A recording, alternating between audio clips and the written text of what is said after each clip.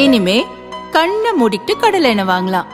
ஏன்னா மந்த்ரா கடலை எண்ணெய் இதயத்தின் தயாரிப்பு. வறுக்க பொரிக்க ஏன் எல்லா சமையலுக்கும் மந்த்ரா தான். மந்த்ரா கடலை எண்ணெய், அபார ருசி, ஆரோக்கியமான உடல் நலம். மக்கள் என்ன பாக்குறாங்க? பெட்ரோல் டீசல் விலையை குறைப்போம் நீங்க சொன்னீங்க, குறைக்கல. பால் விலையை உயர்த்த மாட்டோம்னு சொன்னீங்க, உயர்த்திட்டீங்க. சொத்து வரியை உயர்த்த மாட்டோம்னு தேர்தல் அறிக்கையில் கொடுத்துருக்கீங்க, உயர்த்திட்டீங்க. பஸ் கட்டணம் உயர்த்த மாட்டோம் சொன்னீங்க, உயர்த்திட்டீங்க. மின் கட்டணம் உயர்த்த மாட்டோம் சொன்னீங்க, உயர்த்திட்டீங்க. இப்படி 150 கேள்வி வைக்கிறாங்க. இது வந்து காமன் மேனுக்கு தெரியும். ரெண்டாவது, கருத்து கணிப்பை யாரு வெளியிடுறாங்க அதை விட்டு தான் கருத்து கணிப்பு முடிவுகள் இருக்கும். சன் டிவி அவங்களுக்கு ஏத்த மாதிரி சர்வே போட்டுக்கிறோம், ஜெயா டிவி அவங்களுக்கு ஏத்த மாதிரி சர்வே போட்டு அப்படித்தானே புரிஞ்சுக்கிறோம். இப்ப நான் என்ன சொல்றேன்? நான் தினமலர்ல இருந்திருக்கிறேன், நான் தந்தி டிவில இருந்திருக்கேன், நான் சாணக்கியல இருந்தேன். நான் சொன்னது எங்களுடைய சர்வே ரிசல்ட் 95% மேல ஸ்ட்ரைக் ரேட் கொடுத்துச்சுன்னா உண்மையை சொல்லியிருக்கோம் தானே நீங்க பார்க்கணும். சார், விஜய் அரசியல் எப்படி அப்படின்ற கேள்வியில என்னென்ன விஷயங்கள் பொருந்தி இருக்கு சார்? இப்ப விஜய் அரசியல் எப்படின்னா அவர் அந்த 3 ஆப்ஷன் மட்டும் தான் பொருந்தி இருக்கு. நாங்க வந்து விஜய் அரசியல் எப்படி, அவர் நல்லவரா கெட்டவரா, அவர் சினிமாக்காரரா அரசியல்வாதியா, அவருக்கு திறமை வந்துருச்சுன்னு நினைக்கிறீங்க, இதெல்லாம் நாங்க கேட்கவே இல்லை.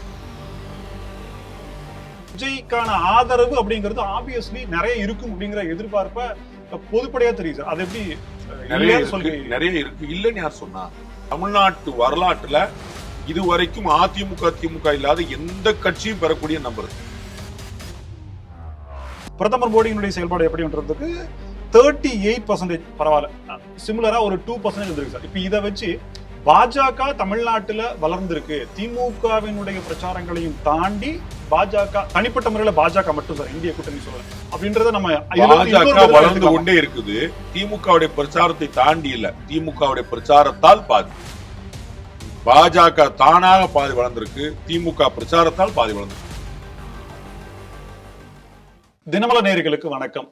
தேர்தல் திருவிழாவினுடைய கால்கோள் விழாக கருதப்படக்கூடிய இந்த தேர்தல் கருத்து கணிப்பு முடிவுகள் என்ன? தினமலர் சாணக்கியா இணைந்து நடத்திய கருத்து கணிப்பு முடிவுகள். ஆப்வியஸ்லி இதை பற்றின விளக்கத்தை சாணக்கியா வலையினுடைய ஆசிரியரும் மூத்த பத்திரிகையாளருமான ரங்கராஜ் பாண்டே அவர்கள் விளக்கியிருக்கார். இருந்தாலும் ஒரு பாமரனாக 234 தொகுதிகளுக்கும் இந்த எஃபெக்ட் அப்படிங்கிறது எப்படி போதும் அப்படின்ற சில சந்தேகங்களை நம்ம இந்த காணொலியில, இந்த வீடியோல நம்மள்ட்ட சந்தேகங்களா வைக்க போறோம். அதற்கான பதில் அவர்கிட்ட இருந்தே கேட்டு தெரிஞ்சுக்கலாம். சார் வணக்கம். சார், நான் ஓப்பனிங்ல சொன்ன மாதிரி தான் ஒரு 4500 நபர்கள், அதிலிருந்து 3820 அப்படின்ற சொச்சத்துல எடுக்கக்கூடிய முடிவுகளை எப்படி 234 தொகுதிகளுக்கான முடிவுகளை நம்ம எடுத்துக்க முடியும்? இதற்கு முன்னாடி எப்பயாவது உங்களுடைய வாழ்நாளில் ஒரு சர்வேன்னு நீங்க பார்த்துருந்தீங்கன்னா அதெல்லாம் எப்படி எடுக்க முடியுமோ அப்படித்தான். உலகம் முழுக்க, இந்தியா முழுக்க, தமிழ்நாடு முழுக்க அப்படித்தான் பண்ணுது.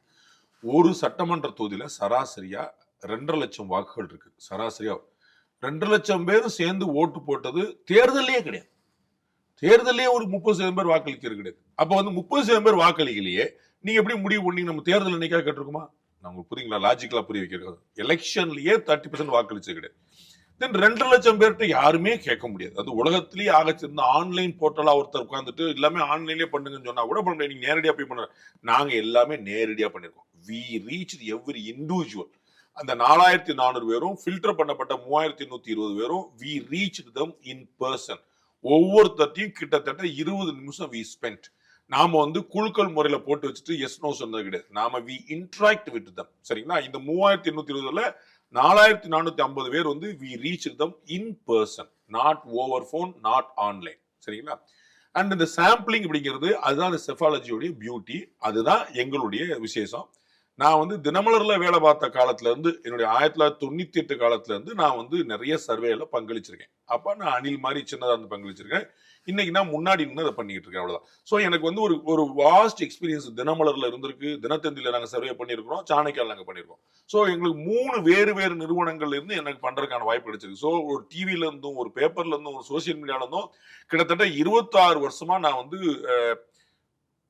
நாட் லெஸ் ஒரு 50-60 சர்வேக்கு மேல நான் வந்து கான்ட்ரிபியூட் பண்ணிருப்பேன். என்னுடைய நேரடி பங்களிப்புல இருக்கக்கூடியது, என்னுடைய தலைமையிலன்னு சொல்ல, என்னுடைய பங்களிப்புல நான் சொல்றேன். அப்ப வந்து எல்லா இடங்கள்லயுமே இப்படிதான். சாம்பிள் சைஸ் மேனா கூடலாம் குறையலாம்.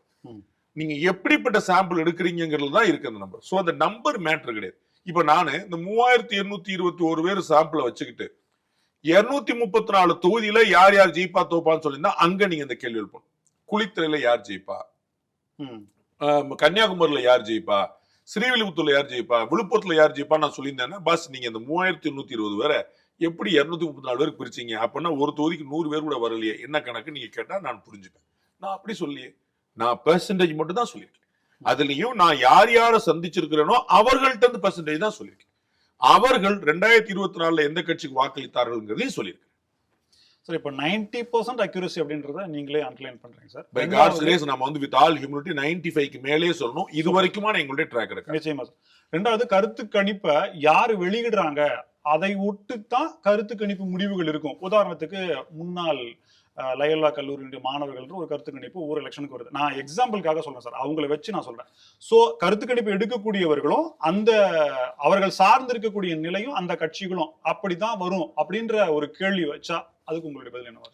நான் தினமலர்ல இருந்த போதும், நான் தந்தி டிவில இருந்த போதும், நான் இப்ப சாணக்கியால இருக்கும் போதும் நாங்க நடத்துற சர்வேல ஏதாவது ஒண்ணு தப்பா இருந்துச்சுன்னு நீங்க சொல்லுங்க, நான் மாத்திக்கிறேன். சோ யார் எடுக்கிறாங்களோ அவங்களுக்கு ஏத்த மாதிரி சொல்லுவாங்க, யார் எடுக்கிறாங்களோ அவங்க விருப்பத்துக்கு மாத்திக்கிடுவாங்க. ரெண்டு வாய்ப்பு நம்ம பார்க்கணும். மக்களே சன் டிவி மைக்க நீட்னா வேற மாதிரியும் ஜெயா டிவி மைக்க நீட்னா வேற மாதிரி மக்களே பதில் சொல்லுவாங்க. அப்படிதான் நம்ம புரிஞ்சுக்கிறீங்க ரைட்? அப்படி அப்புறம் சன் டிவி அவங்களுக்கு ஏத்த மாதிரி சர்வே போட்டுக்கிடும், ஜெயா டிவி அவங்களுக்கு ஏத்த மாதிரி சர்வே போட்டு அப்படித்தானே புரிஞ்சுக்கிறோம். இப்ப நான் என்ன சொல்றேன், நான் தினமலர்ல இருந்திருக்கிறேன், நான் தந்தி டிவில இருந்திருக்கிறேன், நான் சாணக்கியால இருந்திருக்கேன். நான் முன்னிட்டு நடத்தக்கூடிய சர்வேல எப்பா நீ தந்தி டிவில இருந்து நீ தான் எடிட்டரா இருந்த, இந்த சர்வே பாரு தப்பா இருக்கு, சாணக்கியால நீ தான் எடிட்டரா இருக்க, இந்த மாதிரி ஒரு சர்வே தப்பா இருக்குன்னு சொல்லுங்க, நான் மாத்திக்கிறேன். அப்பதான் என்னுடைய விருப்பத்துக்கு நான் ஏதாவது மாத்தினேனா அப்படிங்கிறதும், மக்கள் பாண்டே சந்தோஷமா இருக்குங்கிறதுக்கா ஏதாவது சொன்னாங்களாங்கிறது தெரியும். நான் சொன்னது எங்களுடைய சர்வே ரிசல்ட் 95% மேல ஸ்ட்ரைக் ரேட் கொடுத்துச்சுன்னா உண்மையை சொல்லியிருக்கோம் தானே நீங்க பார்க்கணும். அப்ப நிறுவனத்திற்கும் அதற்கும் என்ன எப்படி சம்பந்தம் வருது? இப்போது தேர்தல் நடந்தால் இந்த ரிசல்ட் அப்படின்ற ஒரு ஒரு பதில் அதுல இருக்கு சார். அப்ப என்னன்னா, தேர்தல் இப்ப நடக்க போறது இல்ல, ஏப்ரல்ல தான் நடக்க போகுது. அப்போ இந்த அக்யூரசில மாற்றங்கள் வருவதற்கான வாய்ப்புகள் இருக்கலாம்ன்றத நீங்களே ஒப்புக்கிறீங்க? நல்ல வாய்ப்பு இருக்கு. நம்ம வந்து 2 முறை நாங்க இதுக்கு முன்னாடி நடத்தின சர்வேல திரு விஜய் அவர்களுக்கு 20% வந்துச்சு, இப்ப 22% வருது. இதற்கு முன்னாடி நடத்தின சர்வேல முந்தின சர்வேல நான் சொல்லும் போது டிஎம்கே 3% அட்வான்ஸ் இருந்துச்சு. அடுத்த சர்வேல, அதாவது இதற்கு முந்தைய சர்வேல, தினமலரோடு சேர்ந்து நடத்தாத முந்தின சர்வேல 3% ஏடிஎம்கே அட்வான்டேஜ் எடுத்துச்சு. இந்த சர்வேல 5% ஏடிஎம்கே அட்வான்டேஜ் இருக்கு. So 3 சர்வேல 3 result. டிஎம்கே அட்வான்டேஜ் எடுத்தது, டிஎம்கே பின்தங்கியது, டிஎம்கேக்கான வித்தியாசம் கூடுவது. அப்போ இப்படி மாறத்தான் செய்யும். அதனாலதான் நாங்க சொல்றோம் ஏப்ரல்ல தான் இறுதி முடிவு தெரியும். நாங்க ரொம்ப தெளிவா சொல்றோம், நாங்க மாத்துறதே கிடையாது. ஏப்ரல்ல போலிங், மேல வந்து ரிசல்ட், அப்பதான் வந்து என்ன நடந்துச்சுங்கிற உண்மை தெரியும். இது எல்லாமே மக்களுடைய மனசை படிப்பதற்கான, அவர்களுடைய மனசை பிடிப்பதற்கான ஒரு முயற்சி உள்ளதான். முதல் கேள்வியா, வாக்குறுதிகளை நிறைவேற்றியதா திமுக அரசு? இது வெளிப்படையா அவங்களே 404 வாக்குறுதிகள் சொல்லிட்டு அதற்கான விளக்கங்களையும் சொல்லிட்டாங்க சார். இப்போ இந்த கேள்விகள் இருந்து மக்கள் சொல்லப்பட்ட பதில் என்ன அப்படின்னா, திமுக அரசு கொடுக்கப்பட்ட வாக்குறுதிகள் மக்களை எந்த அளவுக்கு சென்றடைந்திருக்குது, இந்த தெளிவு, அதாவது 404 வாக்குறுதிகள் அப்படிங்கறது மக்கள் புரிஞ்சுக்கிட்டாங்களா அப்படின்ற பதில் அப்படி எடுத்துக்கலாமா சார்? அப்படிதான் எப்பயுமே எடுத்துக்கணும். எல்லாமே மக்களுடைய புரிதல் தானே. மத்திய அரசு தமிழ்நாட்டை வஞ்சிக்கிறதான ஒரு கேள்வி கேட்டிருப்போம். மக்களுக்கு எத்தனை பேருக்கு மத்திய அரசுடைய list, state list, central list, concurrent லிஸ்ட்ங்கிற டிஃபரன்ஸ் எப்படி தெரியும்? சரிங்களா? அப்ப அவர்களுடைய புரிதல் தான் நம்ம போட்டிருக்கு. நம்ம மக்களுடைய கருத்து கணிப்பு தானே, பாண்டேயோட கருத்து கணிப்புன்னு போடலையே. மக்கள் சொன்ன 3821 என்ன ஓட்டம் என்னவா இருக்குன்னு தான் நம்ம சொல்றோம். அப்ப அவருடைய புரிதல் தான். இங்க என்ன நடக்குது, அவர்கள் வாக்குறுதி நிறைவேற்றினாங்கன்னா மதுரையில ஒரு பெருந்திட்ட வளாகம் சொன்னாங்களே, செஞ்சாங்களா இல்லையாங்கிற மக்கள் கவனிக்கவே இல்லை. மக்கள் என்ன பாக்குறாங்க, பெட்ரோல் டீசல் விலையை குறைப்போம் நீங்க சொன்னீங்க, அது சென்ட்ரல் கவர்மெண்ட் உடையது, நீங்க சொன்னீங்க, நாங்க வரி குறைக்கல. சரிங்களா? பால் விலையை உயர்த்த மாட்டோம்னு சொன்னீங்க, உயர்த்திட்டீங்க. சொத்து வரியை உயர்த்த மாட்டோம்னு தேர்தல் அறிக்கையில் கொடுத்துருக்கீங்க, உயர்த்திட்டீங்க. பஸ் கட்டணம் உயர்த்த மாட்டோம் சொன்னீங்க, உயர்த்திட்டீங்க. மின் கட்டணம் உயர்த்த மாட்டோம் சொன்னீங்க, உயர்த்திட்டீங்க. மின் கட்டணம் மாதம் ஒரு முறை கணக்கெடுப்போம் சொன்னீங்க, செய்யல. உங்களுக்கு புரியுங்களா? 1000 ரூபாய் கொடுக்கிறது வந்து தகுதி வாய்ந்த பெண்களுக்குன்னு சொல்லிட்டீங்க. முன்னாடி மகளிருக்குன்னு தான் உங்களுடைய தேர்தல் வாக்குறுதி கொடுத்தீங்க. அப்ப மகளிருக்குன்னா நீங்க வந்து 3.5 கோடி மகளிருக்கும் தான் கொடுக்கணும். ஆனா நீங்க தகுதி வாய்ந்த மகளிருக்குன்னு அப்புறம் ஒரு வரி சேர்த்து விட்டீங்க. அப்புறம் மாணவருக்கான கல்வி கடன் குறைச்சிங்களா? இப்படி 150 கேள்வி வைக்கிறாங்க. இது வந்து காமன் மேனுக்கு தெரிஞ்ச விஷயம். நான் ஏற்கனவே சொன்ன போல மதுரையில ஒரு பெருந்திட்டம், கோயம்புத்தூர்ல ஒரு வளாகம் அப்படின்னு சொன்னா அது வந்து அவங்க கவனிக்கல, அவங்களுக்கு தெரியாது. அப்ப வெகுஜனங்களுக்கு ரீச் ஆன விஷயங்களை செஞ்சீங்களா, கல்வி கடன் தள்ளுபடி பண்ணீங்களாங்கிற கேள்வி மாணவர்கள் கேட்பாங்க. இந்த கேள்விகள் எல்லாமே இண்டிவிஜுவலா விளக்கம் கொடுக்கப்பட்டு பதில் பெறப்பட்டதா இல்ல அவர்கள் இந்த கேள்விகளை தவிர நாங்க கான்வர்சேஷனே வச்சுக்கிறது கிடையாது. நான் இதுக்கு மேல எங்களுடைய செஃபாலஜி சீக்கிரட்டை நான் சொல்ல முடியாது. இந்த கேள்விகளுக்கு தான் பதில். நாங்க வந்து இப்படி நிறைவேற்றல அப்படி நாங்க வந்து எந்த விதமான ஆர்கியூமெண்ட் யார்ட்டையும் பண்ணல, எந்த விதமான பாயிண்ட் யார்ட்டையும் ப்ரூவ் பண்ண பார்க்கல. அவர்கள் சொன்ன பதிலை நாங்கள் பதிவு செஞ்சோம். திமுக ஆட்சியில் ஊழல் அப்படின்ற ஒரு கேள்விக்கு திமுக ஆட்சியில் தமிழகம் பெறப்பட்ட கடன் அப்படிங்கறதையும் சேர்த்திருக்கணும் அப்படின்றது என்னுடைய ஒரு இதா இருக்கு. உங்களுக்கு உரிமை இருக்கு இல்ல அப்ப அத வந்து மக்கள் இலவச அதாவது ஈஸியா புரிஞ்சிருக்கும்ல சார். திமுக ஆட்சி ஊழல் அப்படிங்கிறது எந்த ஆட்சியில ஊழல் இல்ல நீங்க சர்வே பண்ணும்போது அதை பண்ணுங்க. சரி, இது இல்ல இப்ப கடன்றப்போ மக்கள்கிட்ட ஈஸியா தெரிஞ்சிருக்கும்ல சார். இன்னுமே அவங்க கோபப்படுவதற்காகவும் 20-22 கேள்வி கேட்டிருக்கோங்க. நாங்க 2000 கேள்வி கேட்க முடியுங்க. புரியுங்களா? சட்டம் ஒழுங்குன்னா சட்டம் ஒழுங்குல கொலைன்னு வைப்பீங்களா, கொள்ளைன்னு வைப்பீங்களா, கண்ணக்களவுன்னு வைப்பீங்களா, திருட்டுன்னு வைப்பீங்களா, வழிப்பறின்னு வைப்பீங்களா, அதெல்லாம் கேட்கணும். 1008 விதமா கேட்கலாம். எங்களுக்கு சின்ன பிள்ளைகளுக்கு தெரிஞ்ச அளவுக்கு நாங்க கேட்டோம். சார், திமுக அரசின் மீதான இடி, ஐடி, சிபிஐ நடவடிக்கைகள் பொதுவாகவே இது வந்து மத்திய அரசினுடைய கைப்பாவையாக செயல்படுகிறது அப்படிங்கிற ஒரு நேரட்டிவும் பெரும்பான்மை மக்கள் ஆமா அப்படிதான் இருக்கு பாத்தீங்களா அப்படின்ற மாதிரியான விஷயங்கள் இருக்கு. ஆனா அதற்கான முகாந்திரம் இருக்கு, அதனாலதான் நடவடிக்கை எடுக்கிறது அப்படிங்கிறதையும் தாண்டி மத்திய அரசு இதை செய்து அப்படிங்கிற கருத்துக்கள் இருக்கும் நிலையில ஆனால் முடிவுகள் மாறி இருக்கிற வாய்ப்புகள் அப்படிங்கிறது மக்கள் உண்மையில பாக்குறாங்க. இப்ப என்னன்னா சரியானது அப்படின்னு சொல்லி 41% கொடுத்திருக்காங்க சார். அப்ப மக்கள் வந்து பிரிச்சு பாக்குறாங்க அப்படின்னு 59% பேர் அதை ஏற்கல. அப்படிதானே உங்களுக்கு? அதாவது இடி ஐடி நடவடிக்கைகள் சரி அப்படின்னு சொல்றவங்க 41%. அப்படின்னா 59 அதுல இருந்து முரண்படுறாங்க. சரிங்களா? சட்டம் ஒழுங்கு எவ்வளவு சொல்லிருக்காங்கன்னு பாருங்க. முன்னாடி கேள்வி பரவாயில்ல 28, மோசம் 55, சூப்பர் 17. அவ்வளவுதான். உங்களுக்கு புரியுதுங்களா? கம்பேர் பண்ணி தான் நீங்க. நான் கம்பேர் பண்ணலங்க, உங்களுக்கு புரிய வைக்கிறேன். Okay okay. அதாவது மக்கள்கிட்ட தெளிவு இருக்குங்கிறதுக்காக சொல்ல வர்றேன். 41% பேர் மத்திய அரசு எடுத்த நடவடிக்கை சரின்னு சொல்லி இருக்காங்க. 55% பேர் தமிழ்நாட்டுல சட்டம் ஒழுங்கு சரியில்லைன்னு சொல்லியிருக்காங்க. இந்த கிளாரிட்டி மக்களுக்கு இருக்குன்னு அவர்களுக்கு கன்கரண்ட் லிஸ்டா, ஸ்டேட் லிஸ்டா, சென்ட்ரல் லிஸ்டாங்கெல்லாம் சொல்ல தெரியாது. உங்களை போல பேச தெரியாது. அவங்க ஊடகத்துல இல்ல. அவங்க டிவி வித்துட்டு இருக்காங்க, ஆட்டோ போயிட்டு இருக்காங்க, கார்ல போயிட்டு இருக்காங்க, சாதாரண வேலையை பார்த்துருக்காங்க, அவங்களோட அன்றாட வாழ்க்கையை பார்த்துட்டு இருக்காங்க. ஆனா சட்டம் ஒழுங்கு பத்தின பெர்செப்ஷன் என்ன? நீங்க டிஜிபியா சங்கர் ஜுவால் இருக்கும்போது ஒரு டேட்டா கொடுத்தாரு. சட்டம் ஒழுங்குல 2021க்கு முன்னாடி 5 வருஷம் என்ன இருந்துச்சோ அதை விட கம்மியா தான் இருக்கு பிரச்சனைன்னு சொல்லி சொன்னார். புரியுதுங்களா? he showed some data. அந்த டேட்டா உண்மையாக இருந்தால் சட்டம் ஒழுங்கு பெட்டரா இருக்கு. அந்த டேட்டா உண்மையான சட்டம் ஒழுங்கு பெட்டரா இருக்கு. ஆனா தமிழ்நாட்டுல யாராவது ஏத்துக்கிறாங்க பாருங்க. நீங்க இன்னொரு விஷயம் பார்க்கணும். முதல் கேள்வி நாங்க என்ன கேட்டிருந்தோம்? கடந்த தேர்தலில் நீங்க யாருக்கு வாக்களிச்சீங்க கேட்டோம். அப்ப 41% மக்கள் நாங்க டிஎம்கே வாக்களிச்சோம்னு சொல்லியிருக்காங்க. அப்ப சட்டம் ஒழுங்கு சரியில்லை எத்தனை பேர் சொல்றாங்க? 55% பேர். அப்ப டிஎம்கேக்கு வாக்களித்தவர்களும் சொல்லியிருந்தா தான் கடை வர முடியும். உங்களுக்கு தெரியுங்களா? டிஎம்கேக்கு வாக்களிச்சவங்களே 41% பேர் தான். அப்ப 55% பேர் எப்படி வந்து சட்டம் ஒழுங்கு சரியில்லைன்னு சொல்லுவாங்க? அப்ப டிஎம்கேக்கு வாக்களிச்சவங்க அதை நம்புறாங்க. அதுதான் சொல்றேன். மக்களுடைய புரிதல் வந்து நீங்க அண்டர் எஸ்டிமேட் பண்ணக்கூடாது. அவர்களுக்கு இந்த கிளாரிட்டி இருக்கு. உங்களை போல விரிவா விளக்கி தெளிவா சொல்ல தெரியாது. ஆனா கேள்வி கேட்டா அதுக்கான கண்டிப்பா சொல்றாங்க. எஸ் சார், விஜய் அரசியல் எப்படி அப்படின்ற கேள்வியில என்னென்ன விஷயங்கள் பொருந்தி இருக்கு சார்? இப்ப விஜய் அரசியல் எப்படின்னா அவர் அந்த 3 ஆப்ஷன் மட்டும் தான் பொருந்தி இருக்கு. நாங்க வந்து விஜய் அரசியல் எப்படி, அவர் நல்லவரா கெட்டவரா, அவர் சினிமாக்காரரா அரசியல்வாதியா, அவருக்கு திறமை வந்துருச்சுன்னு நினைக்கிறீங்க, இதெல்லாம் நாங்க கேட்கவே இல்லை. அவர் முதலமைச்சரா வருவாரா அந்த மாதிரி எல்லாம் நாங்க அதுல உங்களுக்கு கொடுத்திருக்கிற 3 ஆப்ஷன் மட்டும் தான் கேட்கிறோம். அருமை, சினிமா கவர்ச்சி, இனிதான் நல்லா இருக்கு, நல்லா இல்ல பாக்கணும். இதான் அதோட ஐடியா. உங்களுக்கு புரியுங்களா? விஜயோட அரசியல் எப்படி? நல்லா இருக்குங்க, சூப்பர். விஜயோட அரசியல் எப்படி? அது சினிமாக்காரருங்க. அப்படி விஜயோட அரசியல் எப்படி? தெரியாதுங்க, போனா தானங்க பார்க்கணும். உங்களுக்கு புரியுங்களா? 3 வாய்ப்பு தான் நம்ம கொடுக்குறோம். நாங்க வந்து அவருடைய கதா காலட்சமே கேட்கவே இல்லை. ரொம்ப முன்னாடியே வந்துட்டாரா, கமல்ஹாசன் மாதிரி ஆவாரா, ரஜினிகாந்த் மாதிரி வராம வந்திருக்கணுமா, எம்ஜிஆர் மாதிரி ஆவாரா, இந்த கதையெல்லாம் நாங்க கேட்கல. விஜயை பத்தி என்னங்க நினைக்கிறீங்க? சூப்பருங்க, நல்ல மனுஷன். ஏன்னா நீங்க சொல்லக்கூடிய சொல்லக்கூடிய பதில் நீங்க விரும்புற மாதிரியே சொல்ல உருவாக்க முடியாது. அவர் சினிமாக்காரம்பாங்க, வந்தா என்னங்க தப்பும்பாங்க, எனக்கு கருத்து இல்லைங்கம்பாங்க, நான் சொல்ல விரும்பலங்கம்பாங்க. அதை நாங்க 3 கிளாசிஃபை பண்றோம். பாசிட்டிவா சொல்றது சூப்பர், நெகட்டிவா சொல்றது மோசம், நடுவுல சொல்றது இந்த பாயிண்ட். விஜய் பற்றின கருத்துக்கள்ல குறிப்பா இளைஞர்கள் விஜய் பக்கம் இருக்கிறாங்க அப்படின்ற மாதிரியான ஒரு நம்பகத்தை பெரும்பான்மையாக இருக்கு.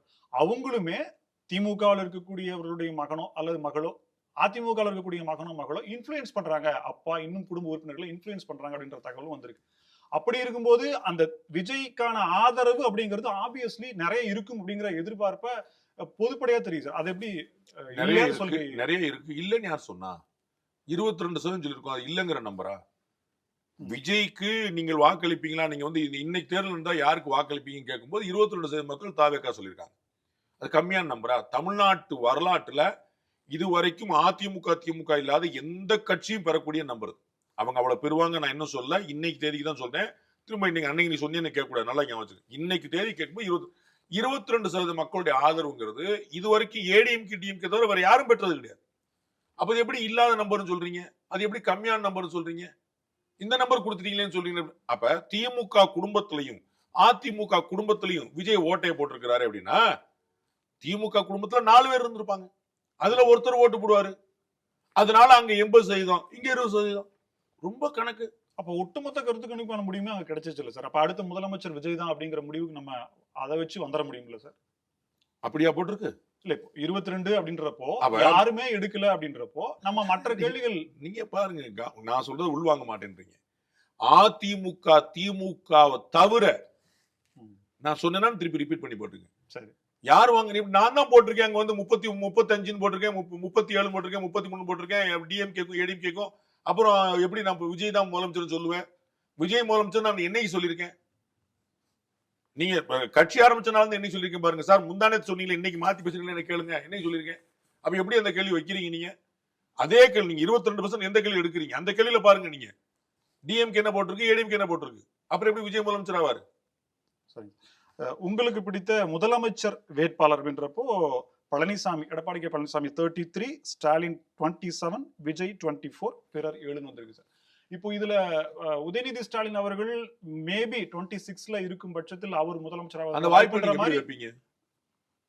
தமிழக முதலமைச்சர் ஜம்முன்னு இருக்கிறாரு, அவர் தலைமையில் தான் தேர்தல். அந்த வாய்ப்பை நீங்க எப்படி வைப்பீங்க? அதிமுக புச்சலாளர் எடப்பாடி பழனிசாமி, நான் வந்து சிவி சண்முகம் அப்படின்னு ஏன் வாய்ப்பு வைக்கல? நான் வந்து ஓஎஸ் மணியன் ஏன் வாய்ப்பு? நம்ம உதயநிதி ஸ்டாலினையும் ஒன்னா பார்க்க முடியாது. ஏங்க அவரும் தலைவர் தானுங்க. முதலமைச்சர் கேண்டிடேட் யாரு? கட்சியோட பொதுச்செயலாளர் தானே முதலமைச்சர் கேண்டிடேட் வைப்பீங்க. ஏன் எடப்பாடி பழனிசாமி வச்சுக்க, இன்னொரு பேர் வைக்கலாங்க? வேலுமணி வச்சுக்கிறீங்களா? ஏன் வைக்கல? அப்ப நான் வந்து முதலமைச்சர் தெளிவா இருக்காரு, திடமா இருக்காரு, ஆரோக்கியமா இருக்கிறாரு. அவர் தலைமையில தான் தேர்தல் சந்திக்க போறாரு. அவர் தான் கூட்டணிக்கு தலைமை. நான் வந்து இன்னொரு பேர் நான் எப்படி வைக்க முடியும்? அது திமுக ஏற்குமா? முதல்ல அது நியாயமற்றதா இருக்கும். ஆக்சுவலா கடந்த லோக்சபா தேர்தலில் யாருக்கு வாக்களிச்சிங்கன்னு கேட்டிருக்கீங்க சார். இப்ப இதுல இருக்கக்கூடிய அதாவது உண்மைத்தன்மை அப்படின்றத நம்ம எல்லாமே கட்டாயம் கொஸ்டின் பண்ணணுங்க. மொத்த சர்வேயோட உண்மைத்தன்மை கொஸ்டின் பண்ணணும். அவர்கள் உண்மையை சொல்லியிருப்பாங்கிறத நம்ம பார்க்கணும். நான் உண்மையை சொல்லியிருக்கேன்னு ஐ கேன் வவுச். எனக்கு அதுல எந்த குழப்பம் இல்லை. நான் வந்து 3800 பேர்ல கிட்டத்தட்ட 1500 பேரோட போன் நம்பர் வச்சிருக்கோம். எல்லார்ட்டையும் போன் நம்பர் வாங்க முடியாது, எல்லாரும் போன் நம்பர் கொடுக்க மாட்டாங்க. நாங்க போன் நம்பர் கேட்ட போது தயங்காமல் தந்தவர்களுடைய நம்பர், அது வேலிடேட் பண்ண நம்பர் மட்டும் ஒரு 1200 நம்பர் எங்கள்ட்ட இருக்கு.